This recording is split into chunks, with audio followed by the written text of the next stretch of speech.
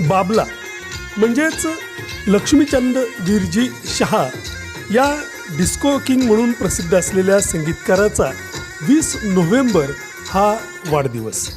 बाबला हे कल्याणजी आनंदजी यांचे धाकटे बंधू. बाबलांच्या डिस्को दांडिया ऐकल्या नसतील किंवा त्यावर थिरकला नसेल असा 1980च्या दशकामध्ये कुणीही सापडणार नाही.